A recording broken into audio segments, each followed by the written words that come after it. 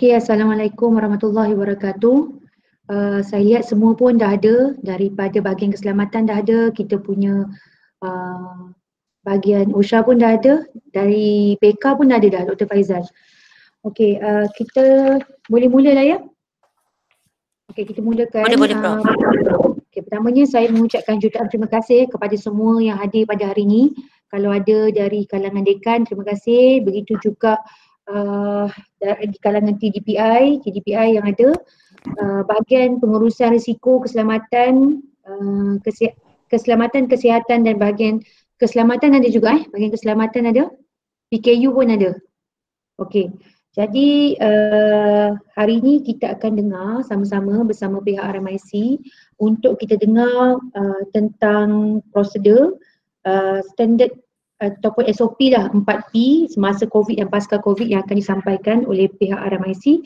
Begitu juga dengan proses permohonan menjalankan penyelidikan di makmal, bengkel, studio, ruang kerja khusus. Begitu juga untuk fieldwork pun kita cover dalam sistem yang kita, modul yang kita bina dalam RIMS. Jadi bagi pihak universiti, saya mengucapkan jutaan terima kasih kepada pengarah RMIC dan tim, Dr. Nurjan dan Cik IPS pun terlibat, Dr. Azlan pun terlibat dalam usaha kita membangunkan SOP bagi 4P. Begitu juga dengan Dr. Jazimin, Dr. Laili dan Dr. Mazlini. Sebab 4P ni cover daripada penyelidikan sehinggalah kepada pengkomersialan dan perundingan.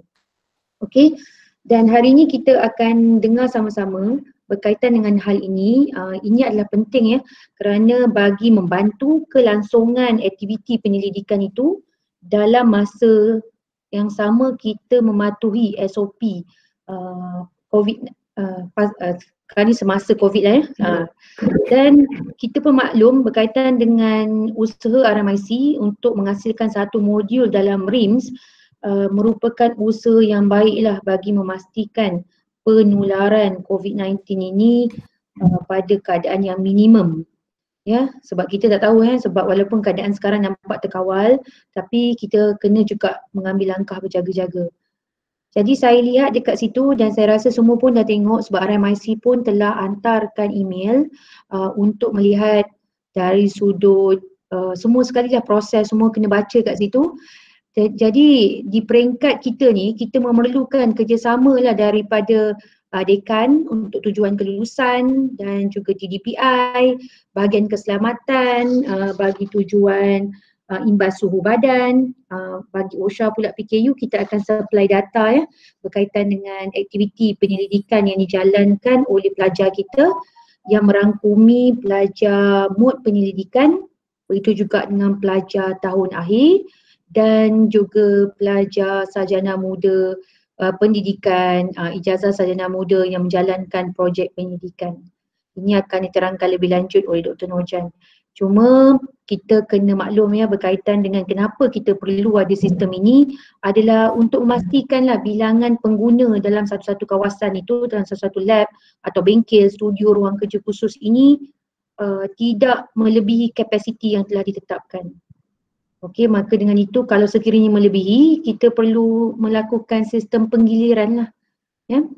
Dan ini yang kita minta tolong di peringkat TDPI, dekan, penyelidik-penyelidik untuk maklum berkaitan dengan proses permohonan dan sebagainya lah. Dan ini akan diterangkan oleh Encik Ed ya sebentar nanti. Okey, tanpa membuang masa dan untuk pengetahuan semua juga, universiti memandang serius ya berkaitan dengan langkah-langkah kita sama-sama untuk memastikan penularan COVID-19 ini dapat diminimumkan. Jadi saya teruskanlah ya dengan meminta Dr. Nurjan atau Dr. Nurjan terus ya? Atau pengarah ada apa-apa yang nak sampaikan di sini Dr. Prof. Tajul? Okey, bismillahirrahmanirrahim. Assalamualaikum warahmatullahi wabarakatuh. Boleh dengar? Boleh Prof. Okey, yang pertama sekali bagi pihak RMIC saya mengucapkan ribuan terima kasih kepada semua yang hadir pada sesi ini. So I think that sesi ini juga merupakan satu sesi macam town hall. So I think that kalau ada apa-apa penambahbaikan, so kita willing untuk nak buat adjustment lah. So mungkin from the grassroots punya info tu yang kita nakkan jugalah, kalau ada daripada technician ataupun daripada PI yang ada isu-isu yang mungkin pihak RMIC tak nampak masa buat SOP ni. So I think that this platform is a good platform untuk kita nak improve our punya SOP lah. So mungkin kalau ada apa-apa yang tertinggal, so jangan risau, so just raise up, so kita boleh leverage balik lah the SOP tu. Itu saja pada saya lah. Thank you.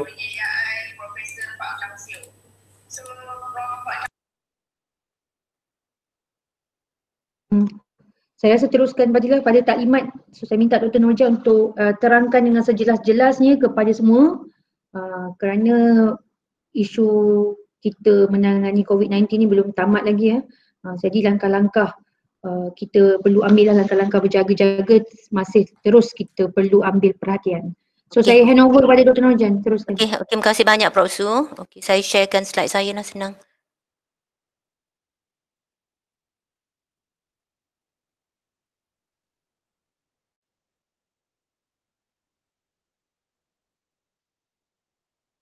Okey, boleh nampak ya semua ya? Boleh nampak ya slide ni? Boleh Dr. Okey, Assalamualaikum warahmatullahi wabarakatuh. Salam sejahtera, bismillahirrahmanirrahim. Okey, prosedur operasi standard pengendalian aktiviti 4P ya, semasa dan pasca Perintah Kawalan Pergerakan ini sebenarnya kita sediakan untuk memberi penjelasan lah kepada pengguna-pengguna makmal yang nak mengendalikan aktiviti, pengguna-pengguna ruang lah yang nak mengendalikan aktiviti penyelidikan supaya mereka ini iaitu yang dalam kalangan pelajar pasca siswazah mod penyelidikan, pelajar tahun akhir, pelajar latihan industri, okey, dan juga kita panggil staf-staf penyelidikan seperti pembantu penyelidik siswazah GRA, pembantu penyelidik RA, pembantu penyelidik pelajar RAS, enumerator dan juga graduate intern ya, supaya mereka jelaslah tentang bagaimana pelaksanaan pengendalian aktiviti penyelidikan semasa dan juga pasca Perintah Kawalan Pergerakan. Kita sekarang dalam tempoh semasa PKP, tetapi kita harapkan prosedur atau SOP ni kita boleh guna pakai sehingga pasca Perintah Kawalan Pergerakan lah. Cuma mungkin nanti sentiasalah akan ada perubahan-perubahan atau amendment yang perlu, pindaan yang perlu kita lakukan dari semasa ke semasa tertakluk kepada MKN, Kementerian Kesihatan Malaysia dan juga KPT ya. Selain daripada itu, SOP ni juga sebenarnya bertujuan untuk memberi panduan ataupun rujukan juga kepada pihak pengurusan yang menguruskan penyelidikan, sama ada di peringkat RMIC sendiri ataupun juga di peringkat fakulti dan juga di peringkat IPS yang ada melibatkan pelajar-pelajar yang menjalankan mod penyelidikan, dan juga PTJ-PTJ lain seperti bahagian keselamatan, ROSH, kemudian PKU, governance, yang terlibat secara langsung lah apabila kita nak buat SOP berkaitan dengan PKP ni lah untuk pengendalian aktiviti penyelidikan. Jadi itu dia punya tujuan utamanya lah. Sebenarnya SOP ni dia secara asasnya ada 5 skop yang utama lah, iaitu prosedur pengendalian aktiviti penyelidikan menggunakan ruang-ruang yang ada di USI ni seperti makmal, bengkel, studio sebelum, semasa dan selepas. Jadi ada 3 perkara itu, sebelum, semasa dan selepas. Ini adalah bagi aktiviti penyelidikan yang akan dijalankan di ruang-ruang yang terdapat di USI. Okey. Kemudian yang keempat adalah prosedur pengendalian aktiviti penyelidikan yang tidak melibatkan makmal, bengkel, studio dan lain-lain ruang kita dah nyatakan yang kita sebutkan pada sebelum, semasa dan selepas itu. Yang ini termasuk seperti aktiviti-aktiviti penyelidikan yang melibatkan temu bual, yang melibatkan tinjauan, pemerhatian dan juga fieldwork. Okey, dan yang kelima skopnya adalah merangkumi prosedur pengendalian aktiviti perundingan dan pengkomersialan. Okay. Jadi saya akan terangkan berdasarkan 5 skop yang terdapat dalam SOP kita tu, quite lengthy. Jadi kami cuba ringkaskanlah dalam bentuk infografik supaya semua boleh fahamlah ya. Okey, saya terangkan dahulu berkaitan dengan prosedur ataupun SOP untuk pengendalian aktiviti penyelidikan yang melibatkan penggunaan makmal, bengkel, studio dan ruang kerja khusus. Yang ini yang untuk yang pertama tadi sebelum, semasa dan selepas. Ini dia punya skopnya. Jadi untuk semua aktiviti penyelidikan, SOP yang kita guna pakai untuk yang perkara yang sebelum, semasa dan selepas itu tadi sebenarnya terpakai dalam tempoh semasa dan pasca PKP tertakluk kepada sebarang pindaan oleh pihak MKN, KKM dan juga KPT serta UPSI sendirilah. Yang kedua, ia melibatkan ruang-ruang yang mana aktiviti penyelidikan dijalankan di UPSI ini, iaitu seperti makmal, bengkel, studio, ruang kerja khusus. Ruang kerja khusus ini bergantung kepada fakulti. Jadi maklumat-maklumat berkaitan ruang ini sebenarnya telah didaftarkan di dalam sistem RIMS yang mana pemohon-pemohon nanti, ketua penyelidik, dia perlu pilihlah apa ruang penyelidikan. Jadi hanya ruang-ruang penyelidikan yang telah berdaftar dengan UPSI yang kita telah dapatkan maklumat itu daripada TDPI fakulti masing-masing sahaja yang ada di dalam RIMS itu. Ya. Jadi kita dapatkan maklumat ruang-ruang yang terlibat dengan aktiviti penyelidikan itu sebelum ni. Dan ketiga adalah waktu operasi. Waktu operasi bagi penggunaan ataupun pengendalian aktiviti penyelidikan yang melibatkan ruang-ruang yang saya sebutkan tadi itu adalah tertakluk kepada 8.30 pagi hingga 5 PM saja waktu hari bekerja. Maknanya dalam tempoh tu bila-bila masa dia bolehlah sekiranya dia dah telah memohon, telah lulus, boleh menjalankan aktiviti penyelidikan bermula 8.30 pagi.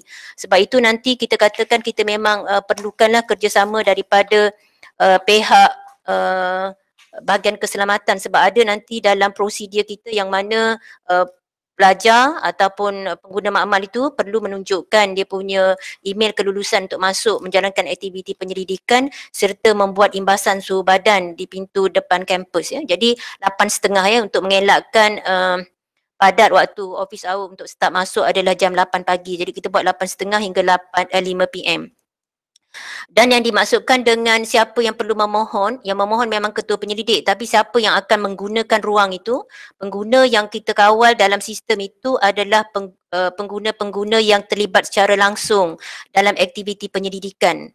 Iaitu dari segi pelajar adalah pelajar pasca siswazah mod penyelidikan. Pelajar tahun akhir yang mana dalam projek tahun akhirnya dia membuat penyelidikan dan memerlukan dia menggunakan alatan atau ruang khusus yang mana dia perlu datang ke kampus. Okey. Dan yang ketiga adalah pelajar juga iaitu pelajar latihan industri. Yang mana pelajar latihan industri ni mungkin pelajar latihan industri kita sendiri, okey, yang mana dia juga terlibat dalam sebahagian daripada latihan industrinya itu kerja-kerja yang menyebabkan dia perlu membuat penyelidikan, perlu masuk ke ruang-ruang khusus untuk jalankan penyelidikan termasuk lab, bengkel, studio dan sebagainya. Dan juga sudah pasti semua staf-staf penyelidikan lah kita ringkaskan di situ iaitu GRA, Research Assistant, RAS ya, Research Assistant Student, Graduate Intern dan Enumerator. Jadi kalau kita lihat semua skop pemakaian untuk SOP yang kita sediakan ini adalah untuk pengendalian aktiviti 4P. Sekiranya ada pelajar yang nak masuk, dia nak ambil rakam video, okey, tetapi bukan untuk aktiviti penyelidikan, tidak terlibat dengan aktiviti penyelidikan langsung, makna dia tak terpakai untuk permohonan ini. Dia perlu melihat apakah SOP yang ada untuk contohnya bahagian hal ehwal akademik. Jadi saya mohon semua jelas yang ini hanyalah berkaitan dengan aktiviti 4P saja. Jadi kita tak akan cater semua untuk pelajar pasca siswazah contohnya. Sebab pelajar pasca siswazah ada mod A, B, C. Yang kita maksudkan di sini adalah mod penyelidikan ya, seperti yang telah ditetapkan oleh KPT. Jadi kalau lain-lain mod itu okey adalah kaedahnya lain yang kita akan terangkan untuk skop yang tidak melibatkan ruang itu nanti. Okey. Alright, saya harap itu clear lah yang berkaitan tu. Dan sepanjang pengguna-pengguna makmal ruang ini semua menjalankan aktiviti bila dah dapat kelulusan masuk ke dalam UPSI untuk menjalankan aktiviti penyelidikan di bengkel, makmal, ruang kerja khusus. Ruang kerja khusus macam saya sebutkan tadi banyak lah. Contohnya ada yang nak gunakan bilik studio dan sebagainya. Kalau Fakulti Seni Muzik dan Persembahan dia ada pelbagai. Begitu juga NCDRC. Jadi kita letak kat situ ruang kerja khusus. Sangat spesifik mengikut fakulti masing-masing dan dia berdaftar. Jadi sebaik sahaja pengguna-pengguna makmal itu tadi mula menjalankan aktiviti penyelidikan, kita nak mereka sentiasa patuhlah kepada amalan norma baharu. Iaitu elakkan 3C, amalkan 3W. Jadi saya mohon kerjasama daripada PTJ sebab semua ruang-ruang ini berada di PTJ masing-masing. Okey, jadi kita minta kerjasama supaya semua PTJ mungkin boleh melakukan sesuatu lah. Okey, supaya mengingatkanlah untuk sentiasa pelajar-pelajar atau pengguna-pengguna makmal itu mematuhi amalan norma baharu ini, iaitu elakkan 3C dan amalkan 3W. Bagaimana nak dilakukan di peringkat PTJ, di peringkat fakulti? Okey, saya mohon atas kebijaksanaan pihak fakulti sendirilah, sama ada untuk membuat online taklimat bersama pelajar-pelajar ataupun membuat poster-poster hebahan yang perlu ditampalkan di ruang-ruang tertentu di makmal-makmal, bengkel dan sebagainya. Jadi itu kita minta kerjasama daripada pihak PTJ untuk menekankan amalan norma baharu ini, termasuk juga penjarakan sosial. Kalau ikutkan penjarakan sosial ni termasuk sebagai close conversation lah. Okey, jadi kita harapkan ini ditekankan di peringkat PTJ. Kita bangunkan SOP tapi pelaksanaannya di peringkat PTJ kami memang terpaksa memohon bantuan daripada PTJ masing-masing, daripada pihak fakulti untuk memastikan ini sentiasa berlaku, sentiasa diamalkan oleh pengguna-pengguna ruang yang menjalankan aktiviti penyelidikan tadilah, ya. Okey, saya pergi kepada prosedur sebelum pengendalian aktiviti penyelidikan di makmal bengkel studio, ruang-ruang yang saya sebutkan tadi, ya. Jadi apa yang perlu dilakukan oleh sebelum melakukan aktiviti penyelidikan tersebut ialah kena memohon dahulu. Jadi kita dah buat langkah-langkah apa yang perlu dilakukan oleh pengguna ataupun ketua penyelidik sebelum mereka dapat mengendalikan aktiviti penyelidikan tersebut. Okey, yang pertama adalah permohonan, ya. Permohonan itu mesti datangnya daripada ketua penyelidik ataupun penyelia lah. Bagi yang mengetuai geran penyelidikan, mungkin dia ada RA, RAS dan sebagainya. GRA, dia ketua penyelidik. Mungkin bagi pelajar, okey, atau termasuk pelajar latihan industri sendiri, dia adalah penyelia. Okey, jadi ketua penyelidik atau penyelia ini sebenarnya yang perlu memohon melalui RIMS. Masuk dalam RIMS, nanti Encik Ed akan terangkan secara terperinci. Pilih Movement Control Order, dalam situ ada bahagian di mana ketua penyelidik ataupun penyidik itu perlu mengisi maklumat. Okey, cuma bagi enumerator dan juga pelajar latihan industri, sebab kita tidak ada database macam RA, GRA semua tu pelajar pasca kita ada database, tapi enumerator tu dan juga LI ni kita tak ada database. Okey, jadi yang itu ketua penyelidik atau penyelia itu tadi perlu daftar dulu dekat dalam RIMS, baru dia boleh apply to conduct research. Okey, dia kena masukkan entry untuk enumerator dan LI itu dahulu. Kemudian yang kedua ialah bila dah kemukakan permohonan, permohonan itu nanti mungkin Cik Ed akan terangkan lebih detail lagi lah berapa kali, berapa lama tempoh nak kena mohon dan sebagainya tu. Okey, yang keduanya adalah kelulusan di peringkat fakulti ataupun PTJ, pengarah PTJ, dia perlu membuat semakan, ya. Jadi semakan yang perlu dilakukan oleh pihak PTJ. Jadi dalam permohonan itu sebenarnya pemohon sama ada ketua penyelidik atau penyelia tadi dia dah tandalah apa tujuan untuk masuk makmal itu tadi. Walaupun kita tahu bahawa memanglah untuk menjalankan aktiviti penyelidikan, tetapi kita nak pastikanlah supaya ada justifikasi untuk dekan meluluskan, sama ada nak buat pengujian ataupun eksperimen, perkhidmatan analitikal, audit penyelidikan, kerja penyelenggaraan, kalibrasi alatan. Dan kita tambah juga satu lagi, lain-lain aktiviti yang berkaitan penyelidikan kecuali aktiviti penulisan dan perbincangan. Jadi berdasarkan itu, okey, dekan akan membuat justifikasi kemudian akan meluluskan yang permohonan peringkat yang pertama ini. Kemudian sebaik saja diluluskan, pelajar ataupun staf penyelidikan itu tadi, dia akan menerima sebenarnya satu email yang mengandungi pautan ke modul RIMS. Jadi melalui itu dia masuk ke dalam RIMS melalui link yang telah di-email itu tadi, dia perlu membuat pengisytiharan kesihatan. Okey, membuat pengisytiharan kesihatan setiap hari sebelum jam 3 petang sebelum dia masuk. Tergantunglah berapa kali dia nak masuk itu, tapi setiap hari. Katalah ketua penyelidiknya tadi mohon untuk 5 hari, makna setiap hari pelajar itu tadi perlu membuat pengisytiharan kesihatan, 7 aspek lah, sama seperti apa yang tuan-puan lakukan apabila untuk hadir ke kampus ini untuk bekerja melalui BSM. Okey. Kemudiannya kita daripada situ memang itu adalah kelulusan peringkat yang terakhir lah, walaupun dekan dah luluskan tadi, kalau dia tak qualify dari segi status kesihatannya, maka dia tak dapat nak masuk sebab dia perlu menunjukkan email kelulusan daripada RIMS itu tadi kepada pengawal keselamatan lah di pintu masuk dan kemudian menjalani imbasan suhu badan di pintu masuk kampus ya. So itu yang di peringkat awal lah nanti kita akan lihatlah modul RIMS tu supaya semua clear lah ya.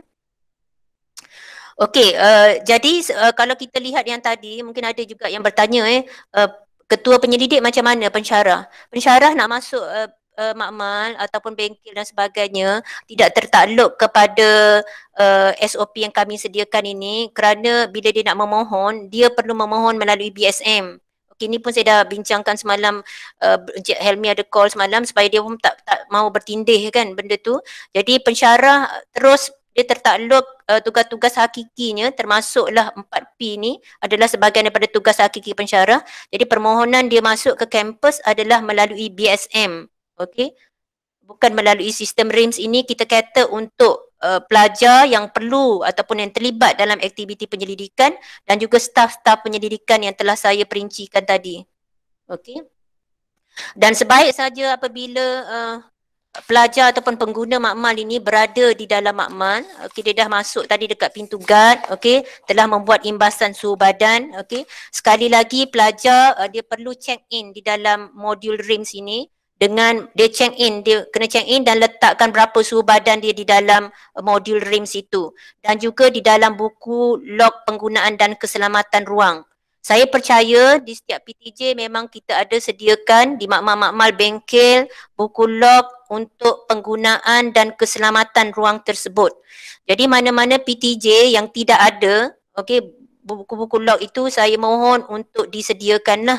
Okey, ini adalah sebagai daripada backup kita punya ni lah untuk kita nak jaga pematuhan kita terhadap SOP PKP. Okey. Okey, kemudiannya memastikan had capacity ruang dipatuhi. Okey. Sebenarnya ini dari segi had capacity ini sistem telah kata. Sistem telah kata berdasarkan, ini cuma saya nak highlightkan je lah. Okey, sistem telah kata sebenarnya yang mana apabila kita memohon data daripada pihak fakulti ataupun PTJ berkaitan dengan ruang-ruang dan kapasiti asal yang boleh dimuatkan untuk beberapa bilangan orang semua dan sebagainya tu kita dah masukkan dan kita tetapkan okey ruang-ruang itu okey bagi ruang yang kurang daripada 30%. Bilangan orang dalam satu-satu ruang tu pun sebenarnya berdasarkan saiz ruang itu. Okey, contohnya satu makmal itu dalam keadaan yang sedia kala dia boleh dimuatkan oleh 12 orang. Dia ada 6 working bench. Satu working bench tu dia ada 2 orang. Okey, dalam keadaan yang biasa itu kapasiti makmal. Tetapi apabila kita kontrol untuk kemasukan, limitkan untuk kemasukan pelajar ataupun staf ni tadi, kita dah kontrol 30%. Maknanya kalau 12 orang, 30% maknanya 4 sahaja pelajar yang boleh masuk. Jadi sekiranya ada pelajar yang kelima nak masuk, maka sudah sistem dah memang blok lah, tak boleh nak masuk. Sebab itu kita juga dalam sistem RIMS itu permohonan kita tu adalah kita kena tikkan sehari-hari. Dia tak boleh from berapa kepada berapa untuk memberi peluang untuk orang-orang tertentu masuk juga ke dalam makmal itulah yang mana sekiranya kapasiti tu tadi katalah tadi kita ada dah lepas 30% 4 orang. Sedangkan kita ada pelajar 6 orang. Maknanya itu adalah tanggungjawab penyelidik atau ketua penyelidik atau penyelia itu tadilah bagaimana dia nak menggilirkan pelajar-pelajarnya atau dia punya staf penyelidikannya itu tadi untuk masuk ke ruang tersebut. Okey. Dan terdapat juga di mana ruang-ruang yang mempunyai kapasiti yang amat besar. Ada yang sehingga mencapai 100 ya, macam nak gunakan studio yang agak besar contohnya di muzik, okey. Maka itu kita melihat kepada SOP yang telah ditetapkan oleh KPT berkaitan dengan penggunaan ruang ini adalah sebanyak 10 orang. Okey, yang lebih daripada 30 semuanya kita 10 orang. Jadi 30%, 10 orang ni semuanya adalah berdasarkan kepada ketetapan oleh KPT untuk pengendalian aktiviti penyelidikan dengan mengambil kira bahawa 30% ini sudah mencukupi untuk social distancing di dalam satu-satu ruang tersebut. Okey, jadi 30% tu sebenarnya dah cover dah social distancing yang dikendaki itu tadilah sebanyak 1 meter. Okey. Kemudian macam saya sebutkan tadi, pengguna mesti sentiasa mengamalkan norma baru, elakkan 3C, amalkan 3W. Jadi saya mohon kerjasama semua PTJ lah, bagaimana kita nak memastikan semua pengguna-pengguna makmal kita ini dia mematuhi amalan baru, amalan norma baru ini. Okey. Yang keempat ialah melakukan disinfeksi peralatan dan ruang kerja sebelum memulakan aktiviti penyelidikan. Okay. So berkaitan perkara ini sudah adalah beberapa persoalan pertanyaan tentang disinfeksi peralatan dan sebagainya. Okey, dari segi bahan ataupun cecair disinfeksi ataupun disinfektan yang nak digunakan itu, okey, saya mohon disediakan oleh pihak PTJ masing-masing lah. Makna atas budi bicara, atas kebijaksanaan PTJ masing-masing. Maknanya RMIC tidak akan membekalkan sebarang liquid disinfection disinfektan kepada mana-mana PTJ. Ini adalah tanggungjawab PTJ masing-masing. Okey. Jadi itu atas budi bicara dan kebijaksanaan PTJ masing-masing, okey, untuk membekalkan disinfektan liquid tersebut. Tetapi dari segi apakah liquid disinfeksi yang sesuai, apakah bagaimanakah cara untuk melakukan disinfeksi. Okay. Yang ini saya mohon sangat kerjasama daripada pihak PKU dan juga pihak ROS untuk sama-sama membantu mana-mana PTJ yang tidak faham ataupun tidak ada kemahiran atau pengetahuan tentang bagaimana nak melakukan disinfeksi ni. So yang kita maksudkan disinfeksi ni bukanlah disinfeksi untuk secara keseluruhan, public disinfection atau sanitation public punya, bukan. Ini adalah hanya untuk ruang kerja sahaja.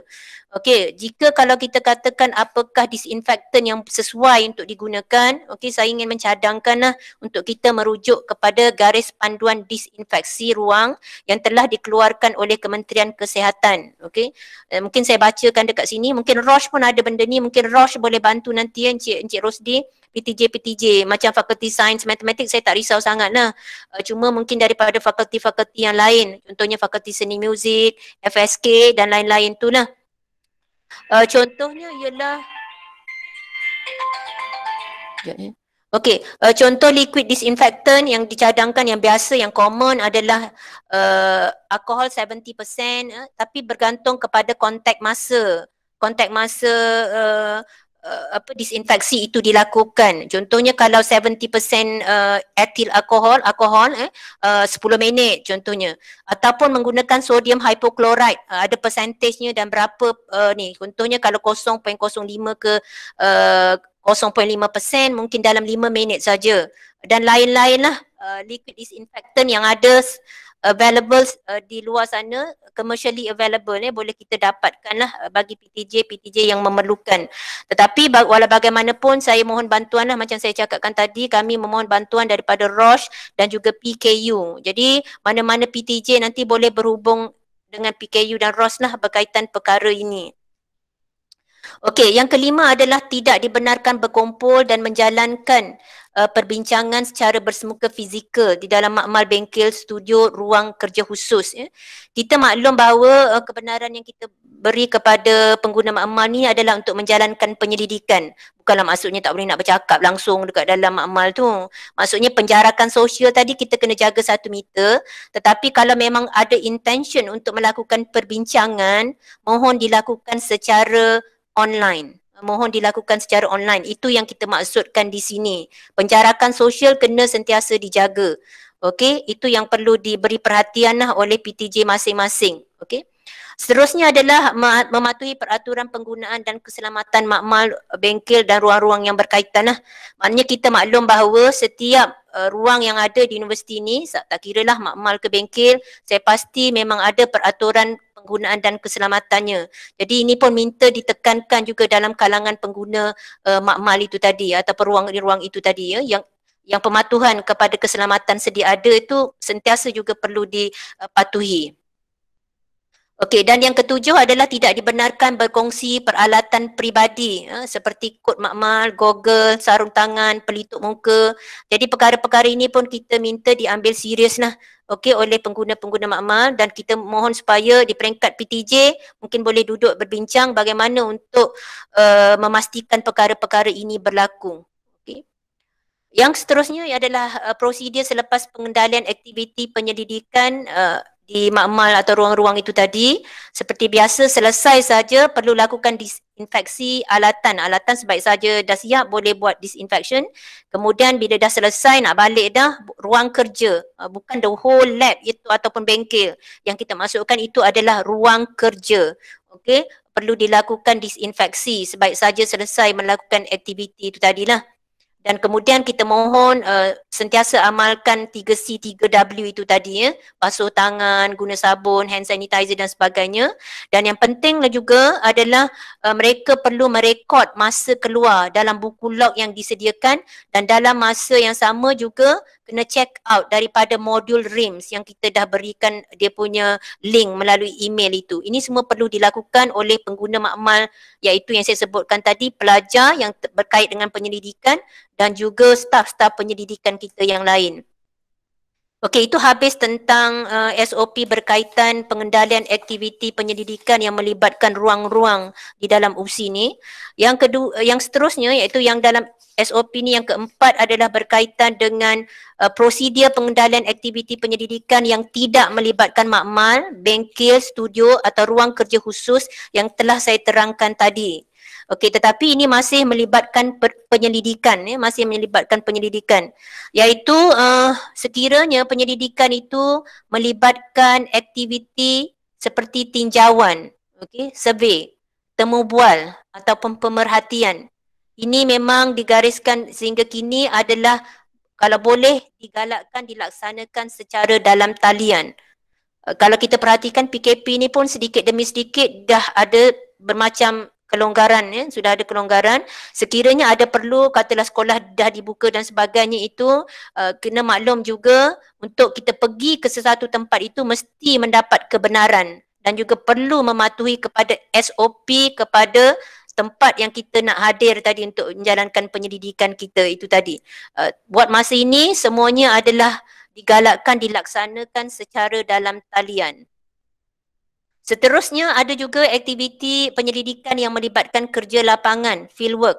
Contohnya nak pergi mengambil sampel air sungai ataupun nak mengambil sampel tumbuhan. Okey, contohlah Okey, jadi ini nombor satu. Yang ini pun juga kita buat masa ini kita belum siap lagi di dalam, masih under construction lagi untuk di dalam RIMS, tetapi permohonan perlu dibuat secara bertulis kepada Naib Chancellor oleh Ketua Penyelidik. Kemudian nanti Ketua Penyelidik dia akan pilihlah siapa sebenarnya yang akan pergi itu di dalam RIMS, dan dia kena upload surat kelulusan itu tadi. Dan mereka yang nak pergi itu tadi, pelajar tu tadi sama jugalah prosedurnya, perlu membuat pengisytiharan kesihatan sehari sebelum kerja lapangan dijalankan dalam modul RIMS, itulah melalui modul RIMS. Sama juga seperti yang saya sebutkan tadi, bila kita nak buat kerja lapangan dan sebagainya dan kita melibatkan pihak luar, kita tertakluk satu kepada kebenaran daripada pihak luar itu juga, dan juga tertakluk kepada SOP yang telah dibenarkan oleh, yang perlu dipatuhi di peringkat pihak luar itu juga. Sebab kita tak naklah nak suruh penyelidik upload pula surat kebenaran daripada pihak sana dalam modul RIMS ni, takut agak melengahkan dan menyusahkan penyelidik. Tapi kita nak semua orang faham bahawa bila you nak pergi ke satu tempat, mesti ada dah kebenaran daripada pihak sana. Daripada pihak UPSI kita safeguard supaya kita pastikan kita tahu dia pergi, kita ada rekod itu, dan kita tahu dia dari segi saringan kesihatan melepasi seperti apa yang telah kita tetapkan. Okey, yang seterusnya berkaitan penyelidikan. Berkaitan penyelidikan ni biasanya kita akan ada penyeliaan, ada perbincangan. Jadi kita mohon yang ini masih boleh lagi, ini tiada sebarang halangan untuk kita lakukan dalam menggunakan perbincangan ini untuk menggunakan mana-mana platform dalam talian. Jadi tak ada isu kecuali macam penyelidikan yang perlu hadir ke makmal tadi. Memang tak boleh buat kalau tak ada alatan dan sebagainya yang dia nak buat kerja tu tak boleh berjalan. Yang lain macam penyelidikan dan perbincangan boleh saja dilakukan secara atas talian atau dalam talian ya. Okey, itu berkaitan dengan SOP untuk pengendalian aktiviti penyelidikan yang tidak melibatkan makmal. Yang terakhir adalah berkaitan aktiviti perundingan dan pengkomersialan. Jadi mungkin saya terangkan secara ringkas di sini. Mungkin nanti kalau PM Dr. J nak tambah dia boleh nanti saya persilakanlah ya. Okey. Yang pertama sama juga untuk aktiviti perundingan dan pengkomersialan dijalankan secara dalam talian yang melibatkan perbincangan. Tetapi sekiranya aktiviti perundingan dan pengkomersialan ini ada perlu datang ke perlu menggunakan peralatan khusus seperti yang saya dah terangkan dalam penyelidikan itu tadi yang melibatkan makmal, bengkel, dia memang kena masuk untuk buat benda tu, maka SOP-nya tertakluk sama seperti pengendalian aktiviti penyelidikan itu tadi. Okey? Dan yang ketiga adalah mungkin ada pelawat-pelawat ataupun rakan industri ataupun rakan agensi yang berkaitan dengan perundingan dan pengkomersialan ini. Yang ini pun perlu mendapatkan kelulusan daripada Naib Chancellor untuk dia nak hadir dan perlu mengukakanlah email kelulusan di pintu masuk kampus. Okey.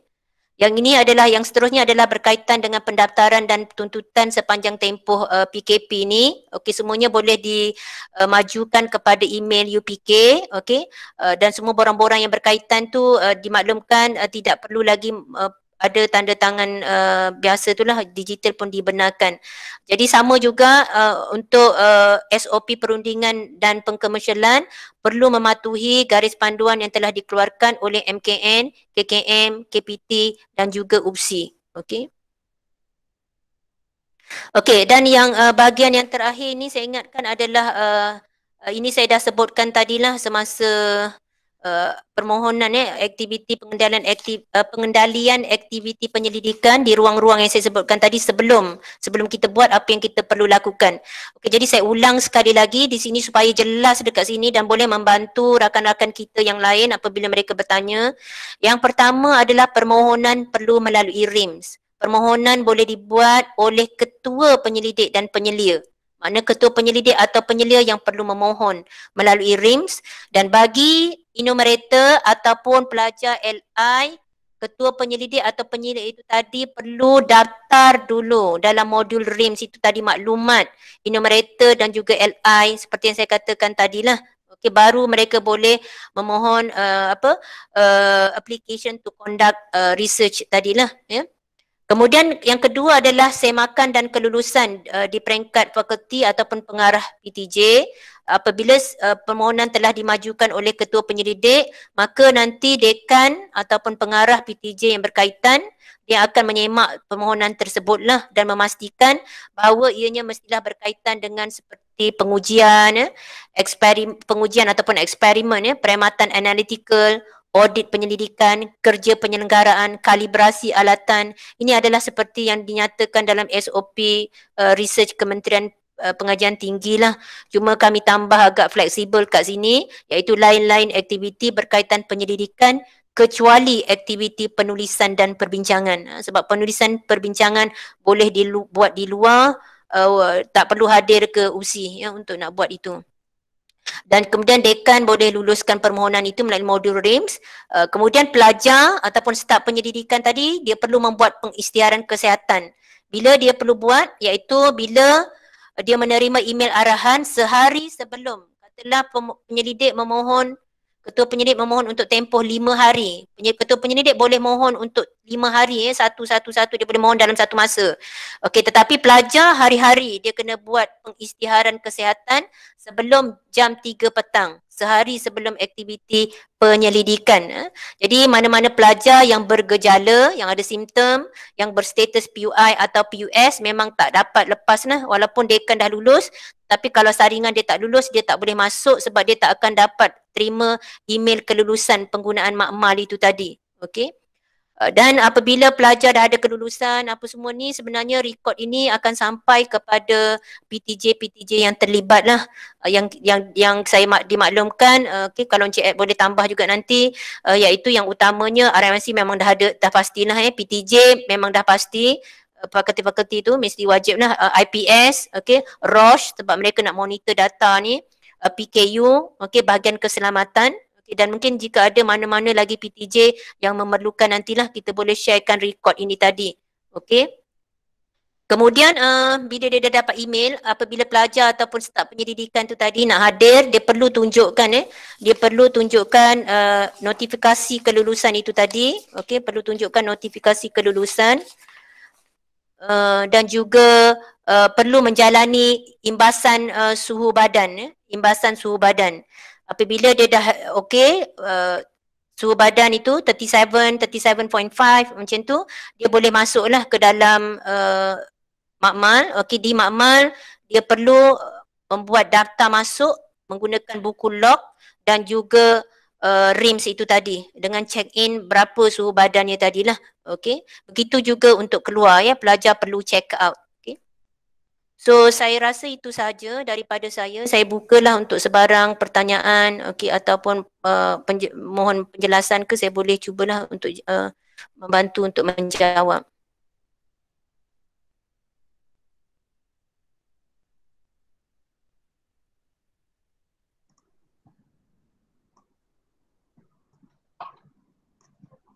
So ada apa-apa lagi ke? Okey, Prof. Su, saya buka pada sebarang pertanyaan lah. Ataupun PM Dr. J nak tambah berkaitan perundingan pengkomersialan tadi? Saya ingat jelas kot tentang SOP tu. Okey, sila. Okey, Encik Muhammad Fairuz, sila ni. Daripada bahagian keselamatan. Okey. Okey, Assalamualaikum. Wassalamualaikum warahmatullahi wabarakatuh. Sebenarnya saya minta maaf sebab lewat tadi ada perjumpaan. Apa? Okey, nak tanya tentang tadi ada sebut tentang penggunaan makmal, difahamkan bahawa dalam makmal tu ada 5 orang saja yang dibenarkan. Betul ya? Bukan 5 orang, Encik Fairuz. Dia bergantung kepada kapasiti ruang tersebut. Jadi itu sistem dah cater terus lah. Sistem dah cater terus. Jadi maknanya yang berada di dalam makmal tu memang kita dah tak payah penting sangat lah sebenarnya. Sebab yang boleh masuk tu memang dah mematuhi kapasiti ruang tersebut. Okey. Sebab sistem dah kontrol. Okey, maknanya kalau student dia nak masuk makmal tu, maknanya dia akan mohon dalam sistem terlebih dahulu. Betul tak?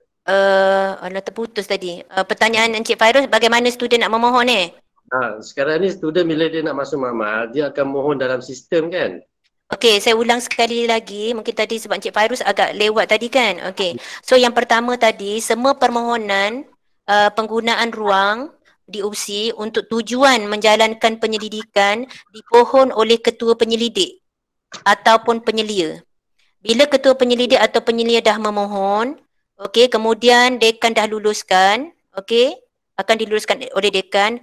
Pelajar ataupun RA dan GRA itu tadi dia akan menerima satu email. Dalam email tu ada pautan untuk pelajar membuat pengisytiharan kesihatan, pautan kepada modul RIMS tu tadi lah. Okey, kemudian bila dia dah sihat, dia dah everything is okay kan, dia dah saringan pun dah okey. Dia kena buat tu macam kita masuk ke kampus macam biasa kan, kita nak kerja. Sehari sebelum kan kita kena buat pengisytiharan kesihatan dalam BSM. Sama juga pelajar atau staf penyelidikan ni, dia kena buat pengisytiharan kesihatan yang sama tetapi melalui RIMS. Okey. Bila dia dah lepas, dia akan dapat satu email kelulusan. Jadi email kelulusan itu dia perlu tunjukkan kepada pengawal keselamatan apabila dia nak masuk ke dalam kampus. Jadi okey, dan juga seperti biasalah kita minta pengawal kesihatan untuk imbas suhu badan mereka sebab pelajar ataupun staf penyelidikan ini tadi dia perlu merekodkan suhu badannya di dalam RIMS itu tadi sebagai check in dia, kehadiran dia. Okey, dan kita pun buka untuk pelajar ni boleh guna ruang-ruang ini bermula 8.30 pagi. supaya kita tak bertindih dengan staff-staff kita yang lain lah. Staff kita kan masuk pukul 8, jadi kita bagi 8.30. Tetapi kita maklumlah sebab pelajar ataupun GRA, RA dan sebagainya, dia tak adalah tertakluk macam kita kena pukul 8.30, 5 tu. Mungkin dia datang pukul 10, dia habis pukul 2, macam tu lah. Jadi tempohnya macam tu, tapi kita buka sepanjang tempoh tersebut lah, ya. Dan juga samalah seperti biasa, penggalakan untuk kita pakai sama prosedur PKP kita perlu dilaksanakan, yang elakkan 3C, amalkan 3W itu, pakai mask dan sebagainya itu bermula daripada nak masuk pintu tu sampailah dia balik nanti. Itu sentiasa kena dipatuhi lah oleh para pelajar. Cuma dari segi bahagian keselamatan, kita mohon kerjasama yang itulah. Cuma nanti data-data itu kalau dari segi rekod kita boleh supply kepada bahagian keselamatan. Okay. Bila start tarikh dia ni, penggunaannya? Sebenarnya kita dah buka permohonan semalam. Malam sebab kita ni ada keperluan yang mendesak dari segi penyelidikan ini. Jadi kita terpaksa buka jugalah sebelum kami dapat memberi taklimat kepada PTJ-PTJ yang terlibat ni. Okey. Okey, baik. Terima kasih, jelas. Terima kasih banyak Encik Fairuz atas kerjasama. Okey. Ada lagi sebarang pertanyaan? Encik Rosdi ada apa-apa ke?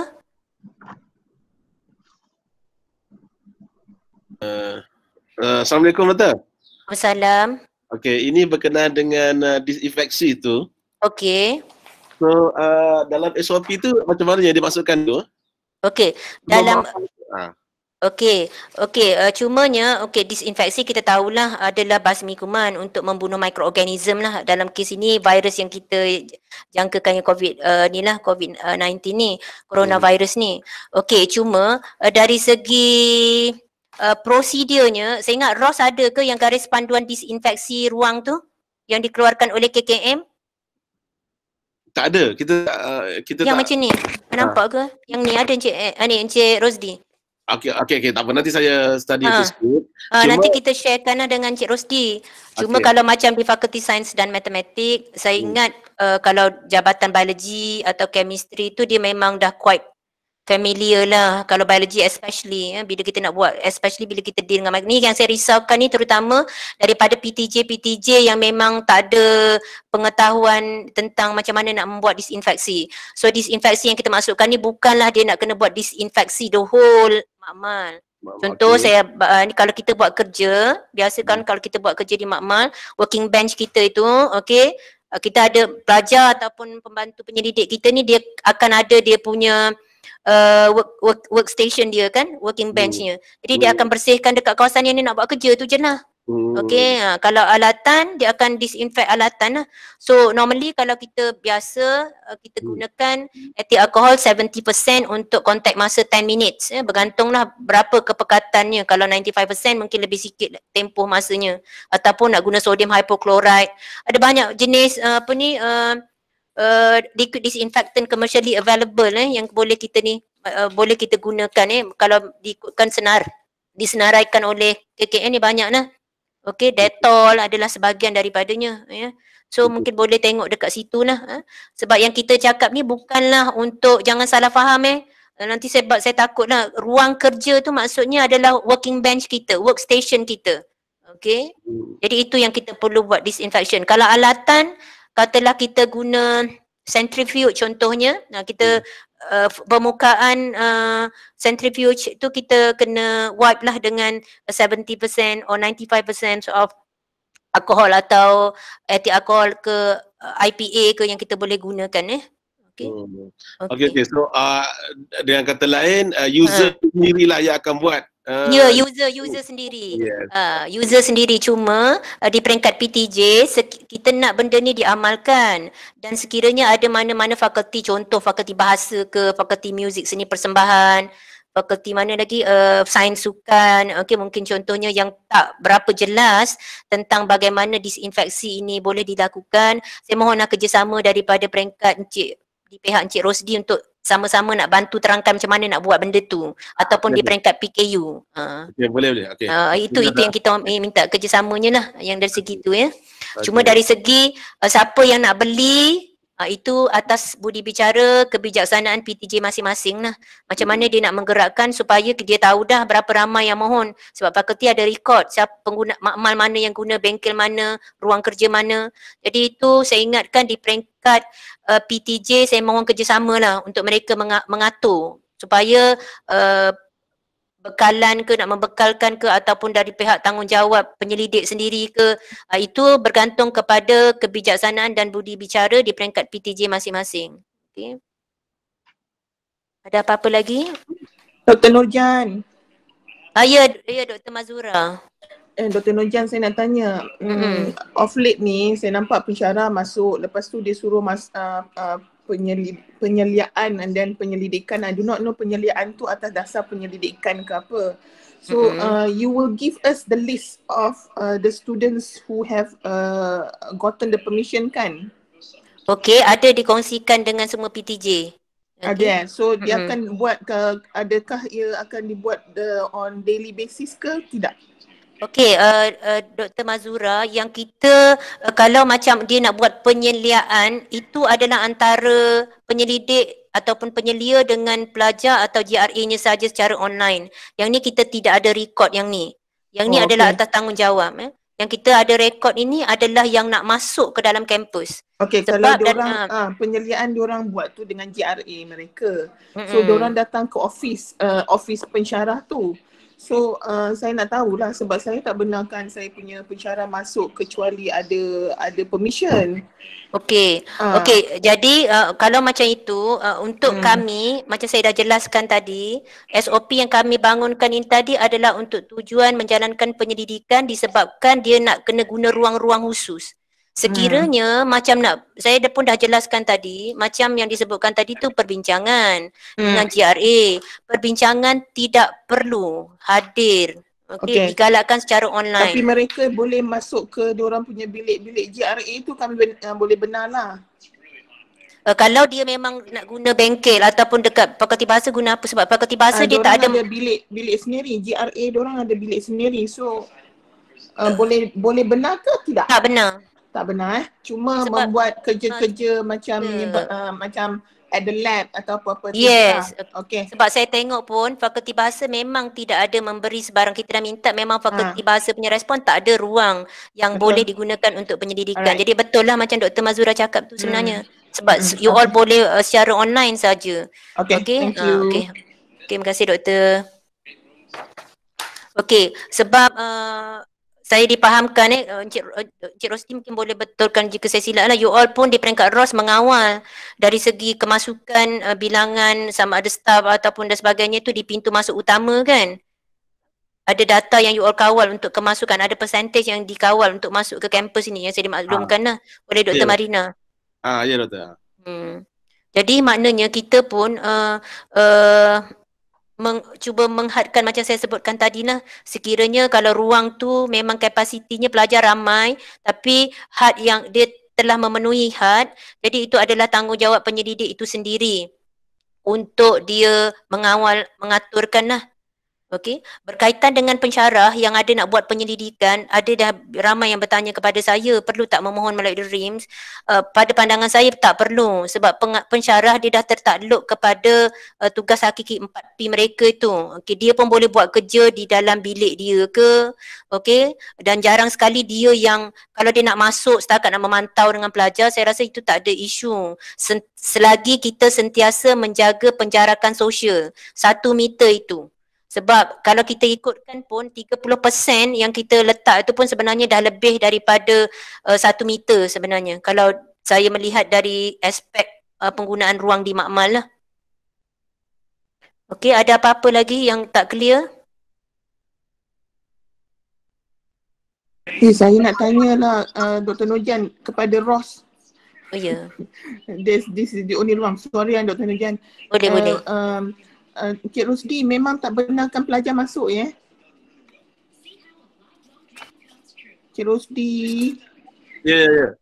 Tak ada pun yang mengatakan pelajar tak boleh masuk. Cuma kalau dia nak masuk tu dia kena declaration tu yang kita nak. Declaration tu orang HDF tu. How do they go about doing it lah? Dia kena masuk USI portal. Okay, then baru dia boleh jumpa pensyarah lah. Yes. Okey, sebab tak nak keliru juga sebab yang kita bangunkan SOP ni adalah khusus untuk yang berkait dengan penyelidikan. Tak kira lah sama ada dia enumerator ke, GRA ke, pelajar pasca yang terlibat dengan penyelidikan. Kalau pelajar pasca siswazah yang coursework, tak ada penyelidikan, tak adalah yang perlu dia nak guna, tak termasuklah dalam ni. Ya.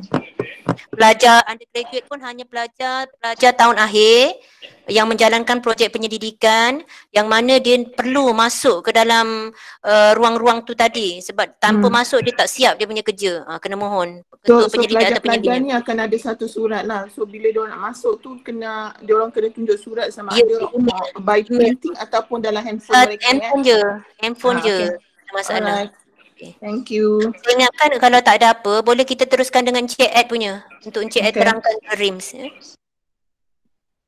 Dan untuk maklumat Teman Zura, kita ada juga menyediakan borang HDF yang manual punya lah. Kalau sekiranya tak dapat, so dia boleh isi secara manual. Okay, thank you. Jadi kalau SOP yang selain daripada aktiviti penyelidikan boleh merujuk kepada SOP yang lain lah. Seperti macam tadi hal ehwal akademik dan sebagainya lah. Ya. Okay, Encik Ed silakan. Okay, Assalamualaikum warahmatullahi wabarakatuh dan salam sejahtera. Okay, kita telah bangunkan sistem lah, sistem RIM tu. So kalau macam dengan pensyarah tu kebanyakan dah very familiar dengan RIM lah. Okay, yang ni untuk student tak perlu masuk dalam ni. Macam yang telah dinyatakan oleh Dr. Nojan tadi. Yang akan buat ni adalah penyelia ataupun ketua pendidik ataupun ketua perunding semualah. Yang mana yang lead. Okay. Alright. Untuk masuknya kita akan masuk, ini menu utama RIMS. So kita akan masuk melalui movement control order. So dekat sini dia ada 3 Cik Ed, boleh besarkan sikit tak? Tak nampak lah. Besar. Besar.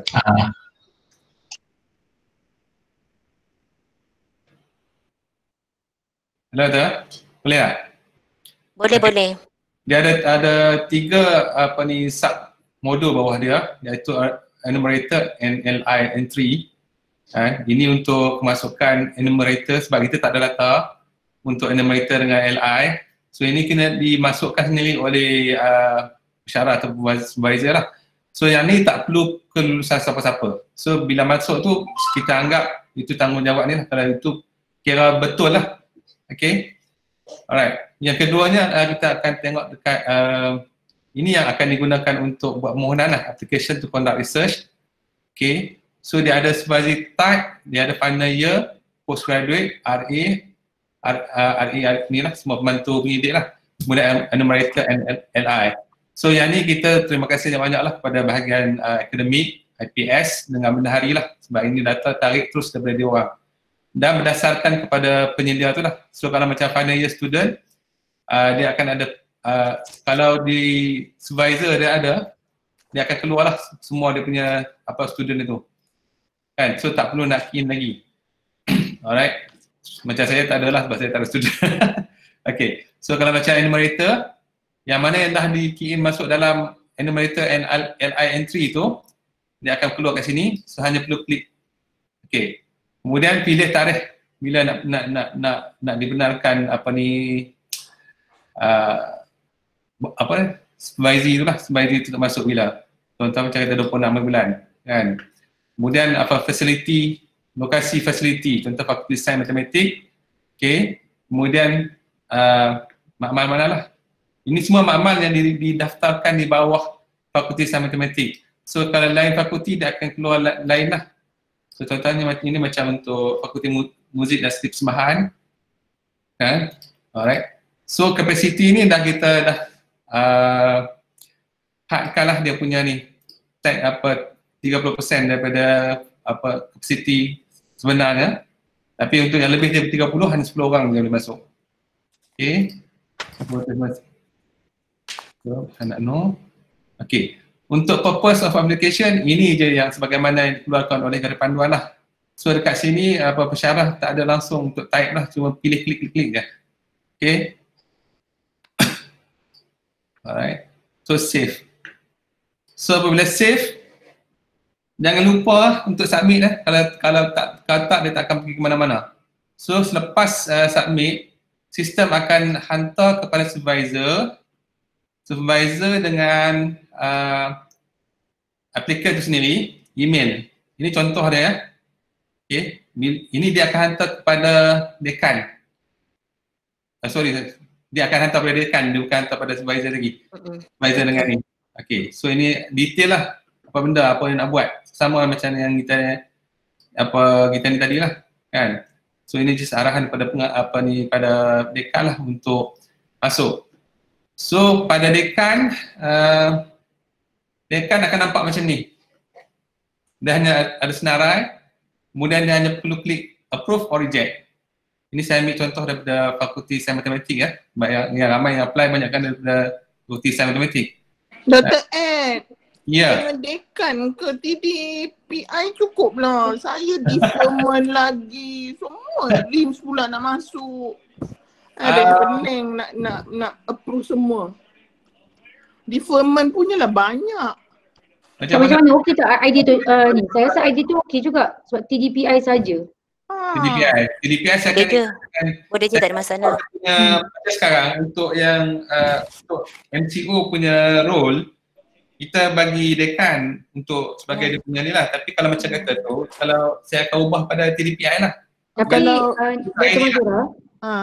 Dr. Mazura kena, maksudnya dekan-dekan kena maklum lah sebab yes. Cuma kalau boleh kami dapat list lah, tapi approval by TDPI okey lah. I nak tahu, I nak list yang student boleh masuk on that daily basis tu je. Sama dengan pensyarah, saya tahu list yang boleh masuk sebab mereka mematuhi SOP tu, itu je. Record tu kita ada kan Cik Ed? Okey, record tadi kita akan di bawah facility monitoring ni.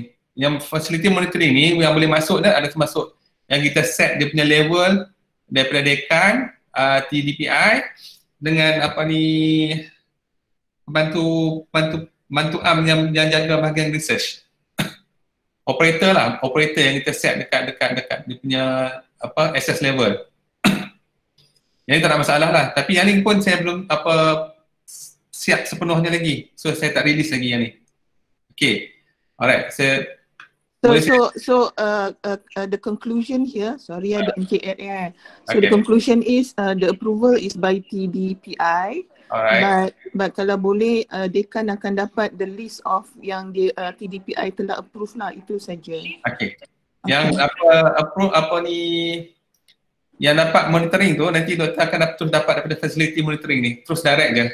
Buka situ dia akan terus dapat dia punya ni by day ke. Thank you Encik Ed. Okay. Alright. So bila dekan dah lulus,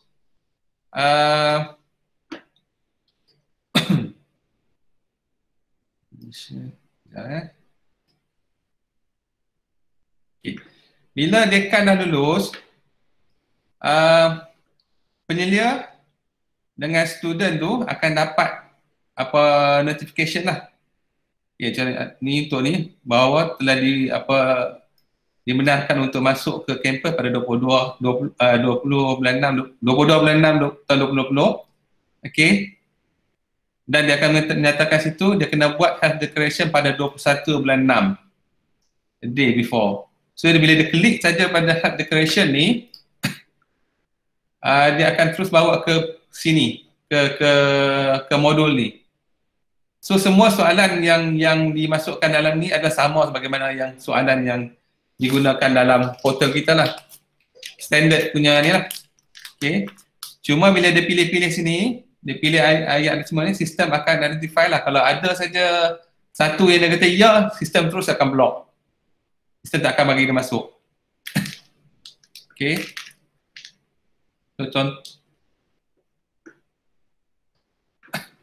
So bila dia dah buat declaration tu, okay, so ini yang akan didapat oleh supervisor dengan student. Yang ni yang perlu ditunjuk kepada pegawai keselamatan. Dan yang ni jugalah yang akan dia akan disisikan kepada OSHA dan juga keselamatan sekarang ni, dan juga PPP itu semua akan dapat, dan untuk yang postgraduate IPS akan dapat. Okay. So yang untuk OSHA kita sisi kepada OSHA email OSHA. Kemudian yang untuk keselamatan kita email kepada admin keselamatan. Ke ada email lain Cik Farus untuk keselamatan?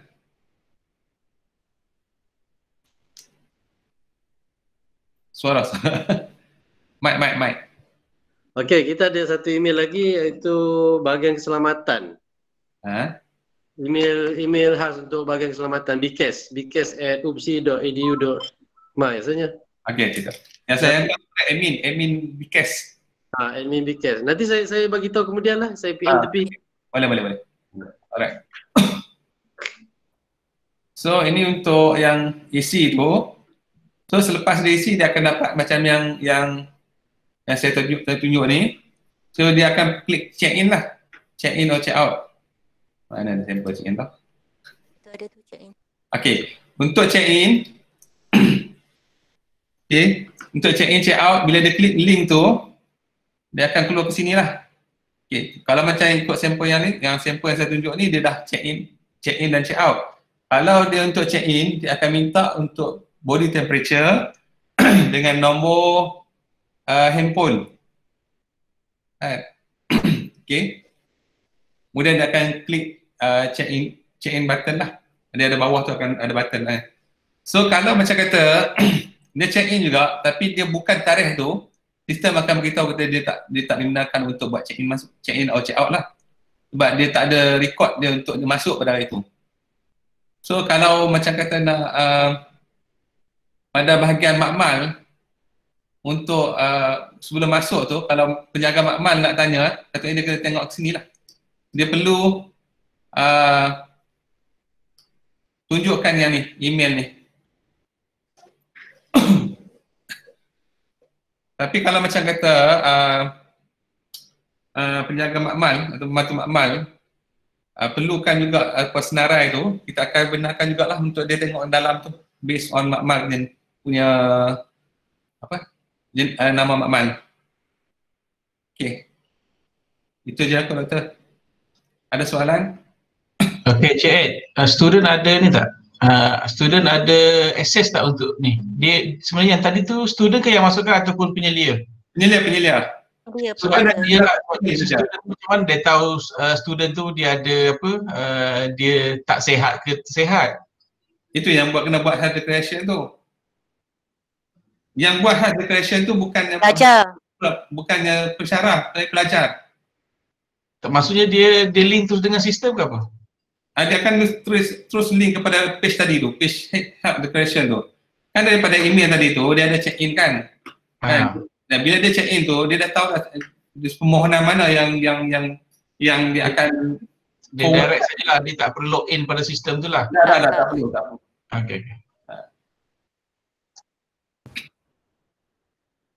Ada soalan lagi? Cik, ada ni tak user manual dia supaya saya inilah kita ada dah email kan doktor? Hari Ahad kita dah email. Okay. Satu lagi ni untuk GRA, bantu medic semua, tak semua ada email tau. Tak semua yang daftar dengan email. So, untuk GRA, saya mohon pensyarah untuk forwardkan balik email tu kepada dia punya GRA. Sebab dalam sistem macam tak ada setengah ada setengah tak ada. So kalau kita macam nak update, minta kontak dengan admin. Cik Ed tanya satu soalan boleh? So bila student buat health declaration tu, in the system akan, sebab it is on a separate site kan, RIMS pensyarah, lepas tu student akan dapat email and then dia buat health declaration. So health declaration tu, once dia dah masuk health declaration tu, dalam sistem tu dah mengatakan health declaration check, betul kan? Ya. Okay, alright.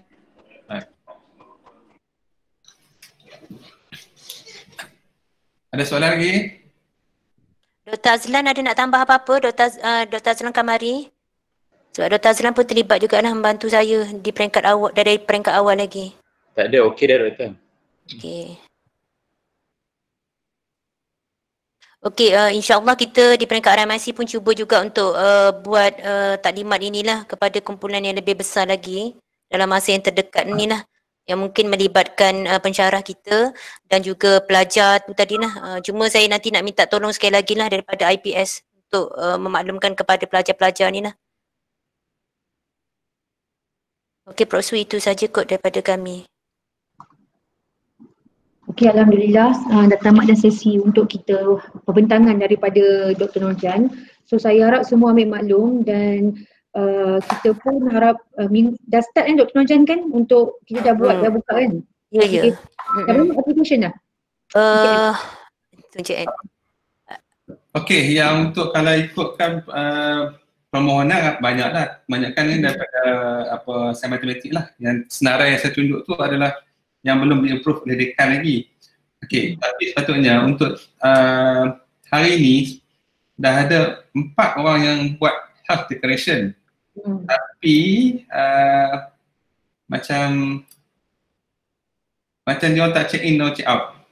Dia tak check in. Dia dah buat ada kontak dia balik lah ya. Mungkin dia masuk, mungkin tak masuk, saya tak sure. Tapi kalau dia tak buat, dia buat hard declaration tu dia dapat kebenaran. Cuma takut dia tak check in. Takut dia tak check in, check out. Tu sangat penting lah juga.